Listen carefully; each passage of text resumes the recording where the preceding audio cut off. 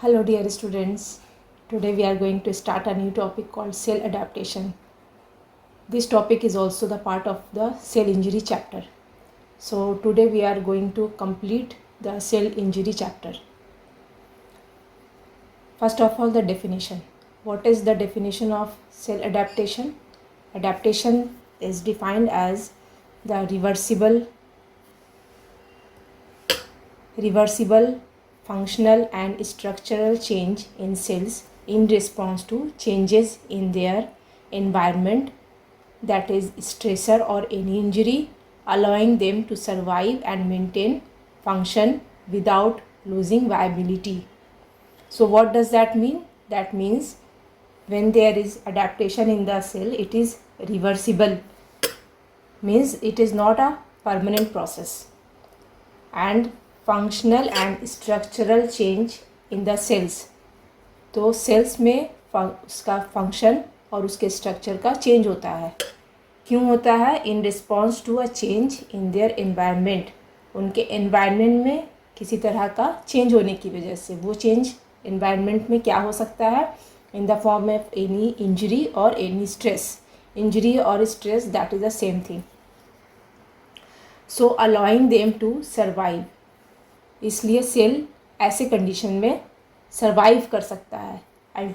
उसका full and final cell death नहीं होता है. Cell is allowed to survive and maintain its functions, और ये अपना फंक्शन मेंटेन भी कर पाता है विदाउट लूजिंग द वायबिलिटी. ठीक है. इफ़ द इंजरी परसिस्ट, लेकिन अगर अडेप्टेशन हुआ, सेल में इंजरी हुआ, cell is trying to adapt itself, लेकिन अगर अडेप्टेशन के बाद भी the injury persist and the patient is not getting the treatment, then what will happen? Then adaptation में progress to cell injury. Cell injury हम लोग पढ़ चुके हैं. We have studied there are two types of cell injury, reversible and irreversible cell injury, and then cell death. तो अब इसके बाद हम लोग अब देखते हैं what is the types of cell adaptation. ठीक है. ये एक बहुत, cell adaptation is a very small chapter, but this chapter is very important for your exams. From this topic you get some long questions and also the short notes. Okay, so what are the types of cell adaptation? The types are hypertrophy, hyperplasia, atrophy and metaplasia. We will read it one by one. So what is hypertrophy? Hypertrophy is defined as when there is increase in the cell size. ठीक है. Cell का size बढ़ता है, not the cell number. Cell is not increasing in number, but it is increasing in size only. जब cell का size increase होता है, then there will be also an increase in the organ size. ठीक है. जब cell का size बढ़ता है, then the organ size also increases. This is called hypertrophy. Example क्या है इसके? एग्जाम्पल्स आर LVH, मतलब लेफ्ट वेंट्रिकल हाइपरट्रोफी. ठीक है. Left ventricle hypertrophy, we see it in hypertension. ठीक है. जब लॉन्ग स्टैंडिंग क्रॉनिक हाइपरटेंशन होता है, तब हम लोग उसमें LVH देखते हैं, मतलब लेफ्ट वेंट्रिकल हाइपरट्रोफी. हमारा जो लेफ्ट वेंट्रिकल कंपार्टमेंट है हार्ट का, उसका साइज बड़ा हो जाता है. Hypertrophy is also seen in gravid uterus. ठीक है. When there is a pregnant lady, in that case, in case of pregnancy, the size of the uterus also increases. This is also an example of hypertrophy. Now what is the mechanism of hypertrophy? ठीक है. mechanism इसका क्या है? There is an increase in the transcription factor like GATA4, NFAT and MEF2. ठीक है.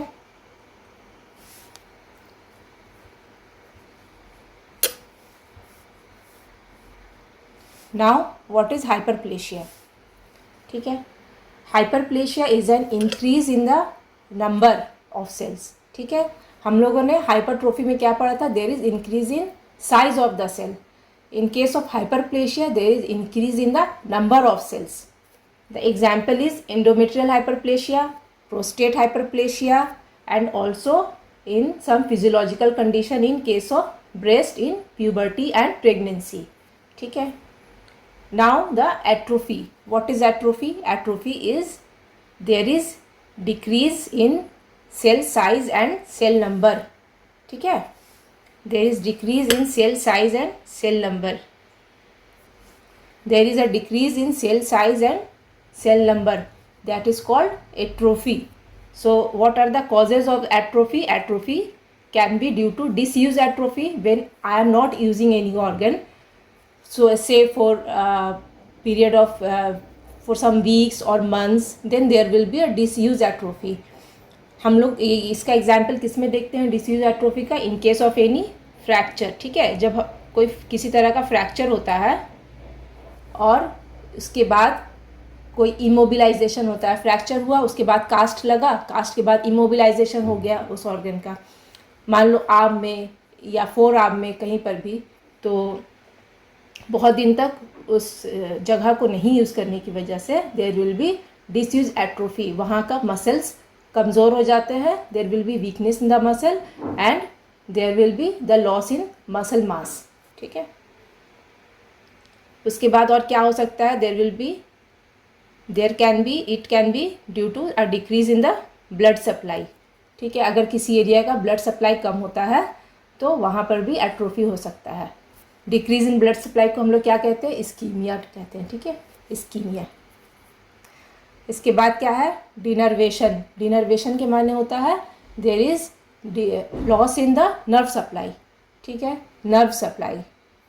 तो nerve supply का अगर कोई प्रॉब्लम होता है किसी ऑर्गन में तो वहाँ पर डिनर्वेशन एट्रोफी होता है. इसका एग्जाम्पल क्या हो सकता है? पोलियोमाइलाइटिस. ठीक है. हम लोग जानते हैं पोलियोमाइलाइटिस में there is flaccid paralysis of legs. तो वहाँ पर लेग्स बहुत वीक हो जाते हैं और उनका एट्रोफी होता है. और एक और कॉज क्या हो सकता है? मैल न्यूट्रिशन.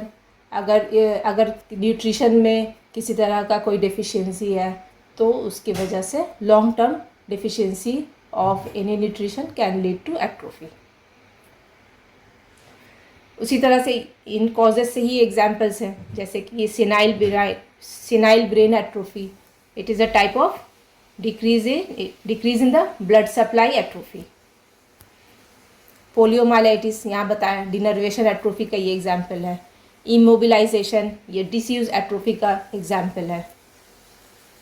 उसी तरह से what is the mechanism of atrophy is ubiquitin proteasome pathway.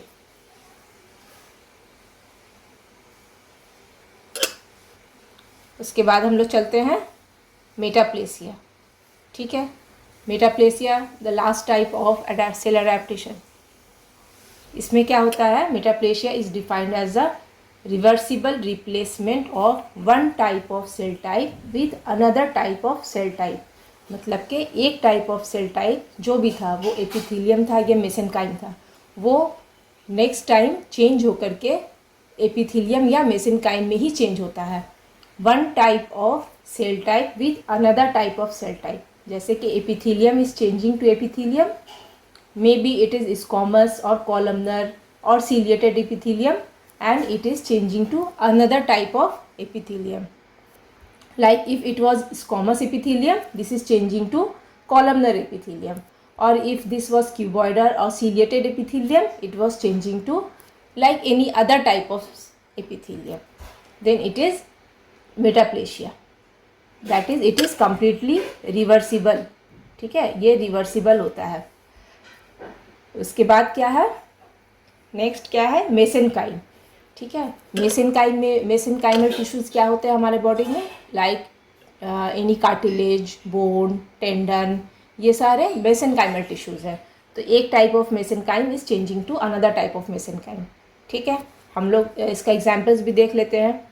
तो एपिथेलियम वाला चेंज का ये एग्जांपल है, जैसे कि in lungs due to chronic smoking. ठीक है. क्रॉनिक स्मोकिंग की वजह से क्या होता है कि सीलिएटेड कॉलमनर एपिथेलियम, जो हम लोगों के लंग्स का नॉर्मल एपिथेलियम है, वो है सीलिएटेड कॉलमनर एपिथेलियम. ठीक है. That is converted into squamous epithelia, और अब वो चेंज होकर के स्क्वामस एपिथेलियम बन जा रहा है. Different type of epithelium. लेकिन ये कम्प्लीटली रिवर्सिबल प्रोसेस है, ठीक है। तो ये रिवर्सिबल होने की वजह से क्या होता है कि जब लॉन्ग स्टैंडिंग क्रॉनिक स्मोकिंग छोड़ देते हैं जब patient, then the squamous epithelium will change to its previous ciliated columnar epithelium, ठीक है। ये रिवर्सिबल है, इसलिए ये फिर से अपने ओरिजिनल स्टेट में चला जाएगा। Another example is Barrett's oesophagus, ठीक है। बैरेट्स इसोफेगस, तो बैरेट्स इसोफेगस में क्या होता है कि हम लोगों के इसोफेगस का जो नॉर्मल एपिथेलियम है वो है स्क्वामस एपिथेलियम, ठीक है। और लेकिन in case of Barrett's oesophagus it will change into intestinal columnar epithelium, और ये भी उसी तरह से रिवर्सिबल प्रोसेस है। जब बैरेट्स इसोफेगस का ट्रीटमेंट होगा and the patient is cured, then again the intestinal columnar epithelium will change to its previous epithelium, that is squamous epithelium. अच्छा, intestinal columnar epithelium contains goblet cells, ठीक है। ये goblet cells are present in the intestinal columnar epithelium, और इसका एक special stain होता है जिसका नाम है एल्शियन ब्लू, एल्शियन ब्लू स्टेन।